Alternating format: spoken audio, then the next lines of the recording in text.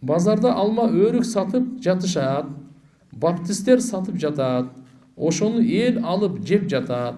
Ошол адалбы же арамбы? Эт кошо сатат. Ушул кандай болот? Жо, мынаны караңыздар. Алма өрүктөрүн сатып алсаңыз эчтеке болбойт. Этин сатып алса болбойт. Этин сатып алса болбойт. Алардын муздаганы арам.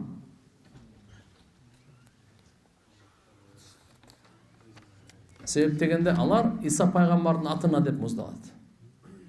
Иса пайгамбарды Кудай же Кудайдын баласы деп ошондой деп аталат. Бул иша болбойт бул. 18.000 ааламды жаратты Алла Таала. Ошол 18.000 ааламдын ичине дозок менен бейиш да киреби? Жок. Бул 18.000 аалам жаратты деп айтылат. Монона Мусахан Рухани Тафсири Казы Байзавийдин мукаддимасында, шархында ушу жазганда ошол ааламда ушунда биздеги 18.000 аалам депти. Атак бунун чеги жок. Алла Субханаху ва Таала өзү билет канча экен кандай аалам. Бирок бейиш дозок эмес. Периштелер өзүнчө аалам, жиндер өзүнчө аалам, уйку ааламы өзүнчө, түш ааламы өзүнчө, инсандар ааламы өзүнчө, машаалла, түпкү, үстүңкү, жандыктар, канаттуулар, канча деген ааламдар. Бирок бейиш дозок ага кирбейт ааламга. Устаз Аллахым ыраазы болсун, баарыбыздан махыр менен калыңдын айырмасы кандай болот? Жок, бизде калың деген да сөз иштетилип келген урп адатыбызда. Махыр деп мына жакынкы арада гана айтылып калды. Алхамдулилlah билимдүүлөр көбөйүп, арабча окугандар көбөйүп, махыр деген арабча сөз. Махыр деп калыңдын котормосу махыр. Мындайча айтканда эч кандай эмес. Сола менен намаздын айырмасы эле. Саум менен орозонун айырмасы ушундай эле. Буну котормосу эле да. Бирок ошонун экөөнүн тең максаты азыркындай. Бул кызга берилет. Акыркы учурларда көбүнчө адамдар айтып калды да, махыр бөлөк, калың бөлөк. Махыр кызга берилет, калың ата энесине берилет. Жок. Бизде урп адат, када салты аксакалдар деле бар, билет. Кыздын калыңы канча болуптур деген сурашат эле, Же апасынын калыңы дейби? Же атасынын калыңы дегенди уктуңузбу? Жок, бизде калың деген ниспат, изафаты бул кызга айтылат. Кыздын калыңы берилди, берилген жокпу? Кыздын калыңы бычылдыбы? Кыздын калыңы канча болду? Кыздын калыңы кымбат айтып коюптур. Же атасынын калыңы деп айтканды уктуңузбу? Андай жок. Кызга ошого берилет ошо калың. Устаз, Актал районунда баптисттер көбөйүп баратат. Теңирчилер дагы жок эмес. Карапайым элдин мамилеси ынтымагы ыдырап кетпес үчүн эмне иш кылабыз? Алар да Алланын пенделери го. Же алар менен мамилени таптакыр үзүш керекпи? Ушул маселени жакшылап айтсаңыз, акыбал кыйын болуп калбасын. Туугандар, биз кыргыз эли байырта мусулман эле болуп келгенбиз. Койгула мына баптист айланай. Ол христиандар өзү признавать этпеген баптистти эмне кыласың? Мына мен Бишкекте владыка деген бар. Даниэль деп епископ. Муфти болуп иштеп турганда, алар болсо ошол Кыргызстандын баардык христиандардын чоңу да, муфтиси да. Мен ошолордон сурадым, мындай десем, булар баптисттер сектанттар деди. Тияк бияктарда бул деген эмне чыгып алган. Албетте батышта көбөйдү, тиякта көбөйдү. Биз эгемендүүлүктөн кийин учурда пайдаланып Кыргызстан наш общий дом болгондон ушул урам менен келип көптөгөн ушу мусулмандарды каратып христиан кылып койду. Жакшы болгон жакта болчу. Бул жакшылык алып барбайт да. Эртеге жаман жакшы азыр Кыргызстанды булуң буруш жеринде көз жумуп кете турган болсо көргө коюу маселеси кыйын экен. Мына Жалал Абадта билесиздер, коюп койсо аны чыгарып коюп, кайра койсо кайра чыгарып коюп. Эми бул христиандыкты тандагандан кийин эгерде дүйнөдөн кайтыш болсо, христиандардын ушу көрсөтүнүн апарып коюш керек да. Мусулман болуп дүйнөдөн кайтса, мусулмандардыкында. Бул Америкада деле, Англия, бүткүл дүйнөдө деле байыртан мусулмандын көрү өзүнчө, христиандардыкы өзүнчө болуп келген. Аралаш кылган эмес. Ушу маселесине келгенде, жаназа маселесине келгенде, жерге коюу маселесине келгенде элдин ортосунда өтө чоң немелер болуп кетет. Ошон үчүн Кудай сактасын, мына жерде башынан эле мына ошо баптист туугандарга деле биз айтабыз, Курандан, исламдын эмнесин жек көрүп атасыз? Эмнесин туура эмес деп атасыз? Сураңызчы, биз жооп берейли. Адилеттүүлүгү башкасы боюнча кандай экен? Эмнеси ту? Алхамдулилlah, татынакай ушундай ислам динибизди берсе, ушу анан кийин булардагылар да батыштан келген христиандар ушундай мусулмандарды христиан кылган аракети жакшы эмес да болчу. Биз мисалы ушу христиандарга барып мусулман кылып аткан жерибиз жок го. Алар дагы өзүнүн багытында иштесе жакшы болмогону, мейли христиандарды оңдосун, арак ичпесин, уурулуктан, жаман нерселерден токтотушун, жакшы нерселерге чакыра берсин, өзүнүн баалуулуктарын. Кыргызстанда дин тутуу эркиндиги толук камсыздалган. Эч кимди мажбурлаганга, эч кимди жамааттыга неме кылган жок. Эми ушунчалык азыр мисалы көбөйүп неме болсо, буларда карап туруп туугандар, бизде алхамдулилlah өзүбүздүн динибиздин, өзүбүздүн баалуулуктарыбызды өзү жайылтайлы. Жөн отура берсеңиз анан боло берет да. Мээнет кылайлы. Ким эмгек кылып мээнет кылса, ошону колуп кете берет. Макулбу? Ошон үчүн эмне кылайлы? Аалымдарды жакшы чакырайлы, имамдарды угайлы, дааватка чыгайлы. Маселелери болсо, ишеним маселеси, ибадат маселеси, суроолорду берип, жоопторду алайлы. Үйүбүздө Куран окуйлу, Курандын котормолорун, чечмелөлөрүнөн, пайгамбарыбыздын өмүр баяны, сахабалардын өмүр баяндарынан, амалдардын фазилетин биз да кичине үйдө аракет кылайлы да имандуулукка. Динибизге чакырайлы, бирибизди чакырайлы мынакей исламдын баалуулуктарына. Assalamu alaikum устаз. Маркумга арнап мал союп элге таратып ийсе кандай болот? Мындай кылыңыздар. Арно Аллага конот. Маркумга сообу жетсин деңиз. Анан ошо маркум үчүн дей турган болсо, маркумга арнанып калса, ал адал болбой калат. Биздин бисмиллахи Аллаху акбар, Аллахнын аты менен, Аллахнын ыраазычылыгы үчүн союп, ушунун сообу маркумга тийсин деңиз, ана ушу туура болот. Анан ошентип этин таркатып берсеңиз дагы болот, бышырып берсеңиз дагы боло берет. Эки түрдө тең, айырмасы жок. Чийки бересизби, бышырып бересизби, боло берет.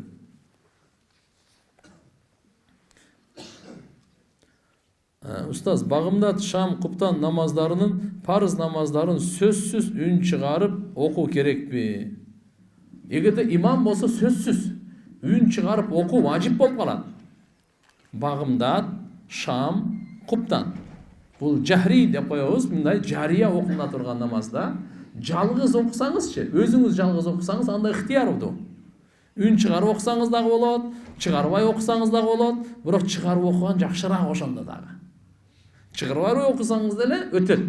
Бирок эгерде сиз имам болсоңуз, үнүңүздү чыгарбай окуй турган болсоңуз, анда жаңылыш саждасы деп коет, саждасы. Важипти таштагандын себебинен жаңылыш саждасы сизге милдеттүү болуп калат. Ошон үчүн бул жерде имамга бир кишиге имам болосузбу, 10 кишиге имам болсо айырмасы жок. Багымдат шам эмеде куптанда үндү чыгарып кыраат кылыш керек. Ар бир парыз намаздын алдында коомат сөзсүз айтылабы? Ооба, парыз намаздын алдында коомат айтылат эркектерге. Аялдар коомат айтпай деле окуса болот алар.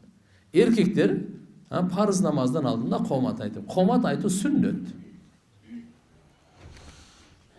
Шам намазында экинчи рекет бүтүп, рүкүгө барган кезде кошулуп калдык. Рүкүгө барган кезде жамаат окуп бүткөндөн кийин кошумча сажда бар экен түшүндүрүп коесузбу? Кошумча сажда бар экен. Мындай туугандар. Пайгамбарыбыз саллаллаху алейхи ва салламдын берекелүү хадистеринде "Ман адрака руку'a фақат адрака рака'a". Ким рүкүгө имамга жетсе, ошол рекетке жетти деп эсептелет. Так, жакшы угуп алыңыз. Сиз Алла имамга келип ыктыда кылып атканыңызда, турганда, же рүкүгө кетип атканда, же туруп атканда, же саждада, же башка абалда. Ошону карайсыз. Имам рүкүдө сиз дагы Аллаху акбар деп туруп, такбир, тахрима деп коебуз. Намазга киришкен биринчи такбир бул фарыз. Аллаху акбар дедиңиз дагы, рүкү кылдыңыз. Имамды ошо рүкүдө бир аз секунд болсун таптыңыз. Субхана дегенге чейин үлгүрүп калдыңыз. Болду. Ошол сизге рекетке эсептелет. Азыркы мына суроо берип аткан шам намазында экинчи рекет бүтүп, рүкүгө барган кезде, демек экинчи рекет бүтүп, бул имамды рүкүдө топто да кошулуп калдык дейт экинчи рекетте. Демек дагы имам менен үчүнчү рекетти дагы окуду, экинчи рекетте окуду, 2 рекет эсептелет дагы, мойнунда 1 рекет калат. А имам салам бергенден кийин 2 жака, 1 жака эмес, 2 жака салам бергенден кийин 2 жака. Бул киши туруш керек дагы, колун байлап субханака аллахумманы окуш керек, аузу бисмиллахны окуш керек, фатиханы окуйсуз, бир зам сүрө кошосуз, андан кийин рүкүдөн кайра туруп 2 сажда, аттахият, салават, дуа менен 2 жака салам берип чыгып кетесиз. Бул жерде жаңылыш саждасы жок. Жаңылыш саждасы качан болот? Качан бир важипти таштап койсоңуз, же болбосо бир фарыз кайталанып калса, же ылдыйөдө болуп калган учурларда, алдын же кечиктирип койгон учурларда болот. А бул жерде сиздин мойнуңузда бир толук рекет турат да. Түшүнүктүү? Ассаламу алейкум дамлам. Ва алейкум ассалам. Мектепте 9-класстарга дин сабагы өтөт экен. Ар башка дин тууралуу өтүшөт экен. Бир эле дин болсо, башка дин тууралуу не кереги бар? Дин тууралуу чоңдорго жеткизип койсоңуз, туурасын, сураныч. Алла таалам разы болсун. Өзү башка диндер тууралуу деле биз кабардар болушубуз керек. Бүткүл ааламдагы, бирок аларга мындай терең кирип, аларга чакыруу болбош керек. Себеби Кыргызстан 80-90% мусулман. Исламдын баалуулуктары, ислам динибизден, алхамдулилля, ушундай татынакай динибизди жакшынакай түшүндүрүп айтып бере турган болуш керек. Туура айтасыз, мындай суроолор акыркы мезгилде аймактардан көп ушундай суроолор түшүп атат. Биз ал китеп менен өзүм көргөн деле жокмун. Таанышым деле жок ушул дин таануу китебиничи. Бирок кандай болгон чакта дагы, мисалы, элибиздин башы аламан болуп, өзүнүн ислам динин түшүнүп түшүнбөй, башка динге ооп кете турган коркунуч боло турган болсо, ал анда жакшы болбой калат. Ошон үчүн негизи биздин өзүбүздүн алхамдулилла динибизди жакшы билип алайлы. Мусулманчылыкта мусулман деп кимди айтат? Ишенимдери кандай болот? Мамилелери, адеп ахлагы, сыйынуу ибадаттары, жүрүш турушу жана башкаларын жакшы билгенимден кийин, мени христиан динди дагы, жөөттөрдүкүн дагы, бутпарастык дегенне, мына ушуларда таанышып койсо бул болот андай.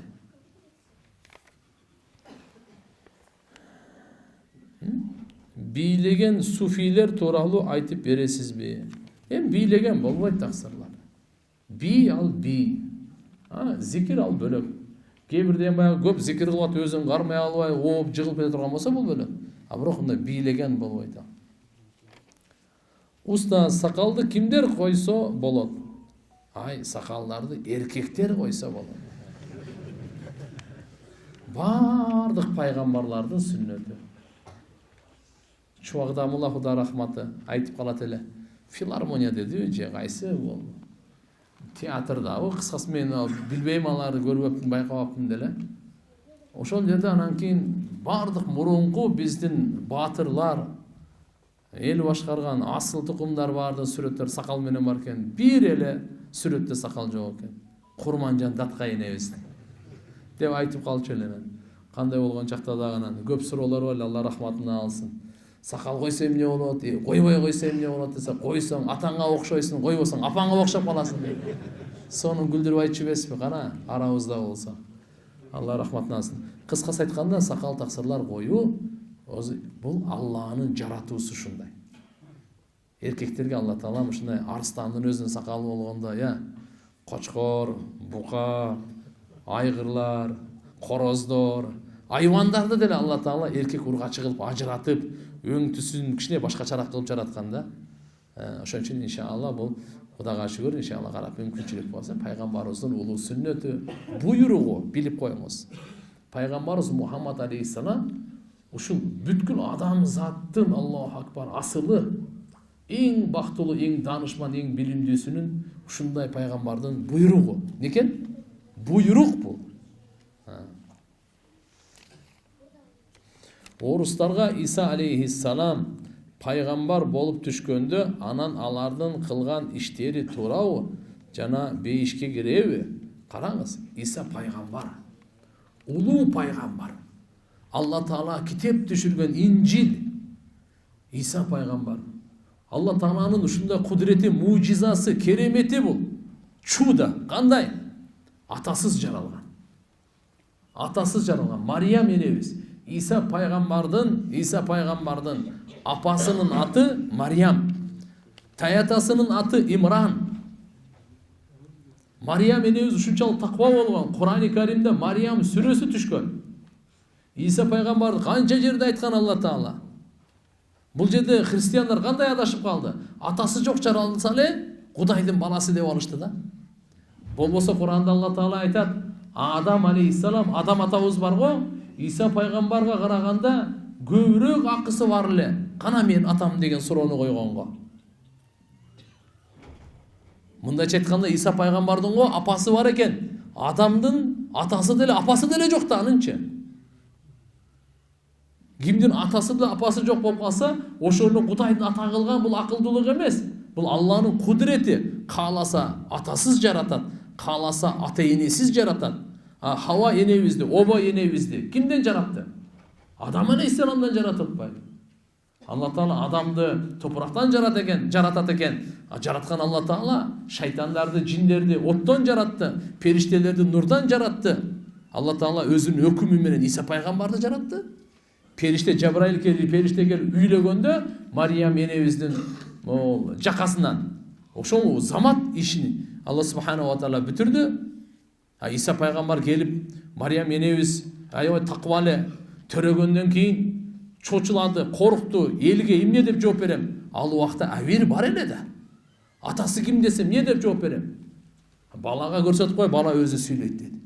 Бешиктеги Иса пайгамбар ошо барганда, "Эй Мариям, эл айтты ошо" деди айылдагы, кыштактагы. "Сен атаң таква болчу, апаң таква болчу, атасы имам эле, апасы да ушундай аулия эле. Сен ушундай болуп, сен каяктан бул баланы алып келдиң" деп. Унчук бар. Балага көрсөттү, бешиктеги балага, Иса пайгамбарга. Бешикте сүйлөдү, "Апама жала жаппагыла. Мен Алла Тааланын кулумун" деп. Алланын баласымын деген жок, Алланын кулумун мен. Болочоктогу пайгамбармын деп. Ошон үчүн иншалла карап туруп, Иса пайгамбар Алланын бирдигин, жалгыздыгын алып келген. Инжилди чүргөн, бирок жөөттөр өлтүргөнгө чейин барды го. Распятие болгон эмес. Распятие деген мына кагып койгон эмелери. Мына крестке койчу, крестке каккандар. Жок. Иса пайгамбарга жан берген хавари деп коет. Сахабалары болгон. Пайгамбарыбыз Мухаммад алейхиссаламга жан берген канча деген сахаба болгон. Ошолор бирөөсү окшоштук чыгып туруп, Кур'ан-ы Каримде айтат, окшоштурган Иса пайгамбарга окшош экен, ошону өлтүрүп, биз Исаны өлтүрдүк деп эле анан кийин эмелер менен мык менен кагыпчы. Иса алейхиссаламга бизге мусулмандар иман келтирмейинче иманыбыз толук болбойт турганда. Бирок кандай иман келтиребиз? Алланын кулу жана пайгамбары деп. Түшүнүктүү? Кыяматка жакын Иса пайгамбар келет. Келип туруп Кур'андын өкүмүн жүргүзөт. Даджалды өлтүрөт. Бардыгын. Мели кандай болбосун, мына жерде азыр айтып атканыңыз, Кур'ан-ы Карим акыркы китеп, кыямат күнгө чейин Кур'ан менен эсеп китеп болот. Инжил, Таврат, Забур менен болбойт. Инжил, Таврат, Забурду бурмалап салышты. Адамдар өздөрүнүн ошол учурдагы адамдар, алымдары, поптору жана аулиялары бардыгы өзүнүн каалагандарын салып, жакпагандарын алып, ар нерсе кылып туруп бузуп таштады. Ошон үчүн бурмаланбаган, өзгөртүлбөгөн, кыямат күнгө чейин сактала турган Алла Таала акыркы өзүнүн китеби Кур'ан-ы Каримди түшүрдү. Ажеке биздин ислам динин таратууда сырттан келген сөздүктөр, мисалы машфара, таказа, кыргызча колдонууга кандай аракеттер көрүлөт муфтият тараптан? Анткени кыргыз не дейт? Кыргыз эмесин тилинен, кыргыз тили бурмаланып коркунучка келүүдө. Алла разы болсун. Караңыздар туугандар. Бизде кыргыз тилинде көптөгөн арабтын тилдери бар. Фарстын тилдери бар. Орустардын тилдери бар. Биздин эмеде гректин тилдери бар. Француз тилдери бар. Телефон деген эмне? Телефон кайсы тилде? Кыргызчабы? Телефон. Биздин телефон эмес да, бул француз тилинде да. Кайсы тилге канчалык тил аралашып келе турган болсо ончолук байыра. Орустун тили ушунчалык бардыгы эле өзүнүн тили дейсизби? Жок. Өзүнүн тили эмес аны. Латын тили канча бар? Латынчадан. Ошон үчүн туугандар, мен жеке оюмча кыргыздын тилин дагы байыртып, анан сырттан келген тил, ал биздин тилибизди байыртканга гана күч бериши мүмкүн, бирок тилибизди бурмаланбайт.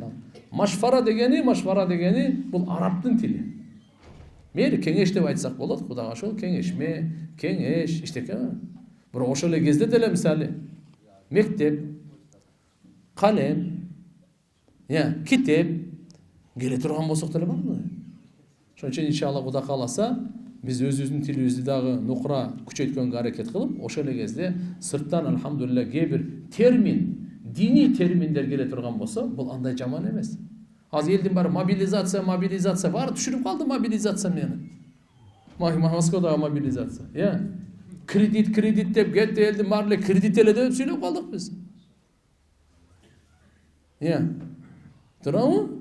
Ушундай деп барбы? Кредит дейбиз, банкрот дейбиз. Бул банкрот эмне деген ал? Кимдин тили биз? Мисалы айта турган болсок да, банк деген кыргызча тилби, банк. Каяка баратасың банкка? Каяктан келатасың банктан? Кыргызча эмне бул? Тууган, кээ бир экономикалык терминдер, кээ бир диний терминдер. Макулу бул андай бизге зыян бере турган эмес бул. Эл аралык тилдер булар. Бүткүл дүйнөлүк кандай экен? Эл аралык тилдер. Иштетилине турган, коомчулукта колдоно турган. Алхамдулилlah, бул жаман эмес менин жеке оюмча. Ажырашкан үй бүлөлөр бар. Ортодо калган балдарына алимент төлөнөт. Ушул алимент мыйзам боюнча милдеттүү төлөнүшү керек. Исламда кандай болот? Исламда алименттен да көбүрөөк төлөш керек. Алиментиңиз чепуха исламда. Ошо алиментине Кудайга шүгүр сөздү вообще ачпаш керек экен. Алимент менен деге эле жашаш керек да булар. Болсо ислам аны мойнуна жүктөп салат. Алиментиңиз жетпейт исламга. Исламда мындай, ошо эркектин мойнунда балдарын чоңойтуп, багып, тарбия, таалим, ооруп калса дары, дармек бардыгын атанын мойнунда болот. Атанын мойнунда турган. Алимент аласыз, дагы алиментте карап, жок дегенде жогору, болбоду дегенде ушуну берсе экен деп эми ушинтип койгон. Атак бул бала чака атаныкы болот. Кимдин кызы? Апасынын кызы айтылбайт. Кимдин белинен, бел суусунан чыккан болсо ошондан. Кыямат күнү да ошо айтылат. Көргө койгондо да ошо айтылат. Фамилияда отчество дагы айтылат. Ата жагынан кетет да. Махр деп квартира, Lexus машина суроо адат болуп баратат. Келечекте бизнес болуп калбайбы? Эрте аалымдар чара көрүш керек го. Туура. Булар болбойт. Махрга бир квартира, анан кийин бир машина тигиндей деп, жок тууганда. Пайгамбар саллаллаху алейхи ва саллям айткан, эң бактылуу кыз өзү сулуу, махры арзан. Шариятыбызда эң махрдын төмөнкүсү 10 дирхам. 10 дирхамы бир 2000 сомдун тегерегинде болот бүгүнкү күндө. Бол, ошондон кийин мейли 10 миң, 20 миң, 30 миң, 50, 60 миң бол. Анан ары эле кете бере турган болсо, азыркындай бул чоң машина квартираларга бул жакшы болбой калат бул. Бул төрө эмес болуп калат бул. Аллага жакпай калат бул. Каза намазды бардык убакытта окуса болобу? Же кээ бир убакытта макруу? Жок, каза намазды 3 убакытта окуса макруу болуп калат. Күн чыгып атканда, чак түштө, күн батып атканда, будан башка бардык учурда каза намазды окуй бересиз. Албетте күн батып атканда ошол күндүн асыр намазын окусаңыз болот. Бирок ал каза болбойт, ада болот. Бардык нажаска суу эле жетиштүү дейби? Бардык нажаска суу эле жетиштүү. Бул не деген сурооңуз? Суу менен жууп, суу кетирет. Суу жок болуп калса, анан кийин таяммум деген бар. Нажастын бардыгын суу менен кетирсе болот, алхамдулилlah. Бирок кээде мына нажаска суу жок болуп калган учурда компот менен деле, сок менен деле нажасты кетирип койсо болот.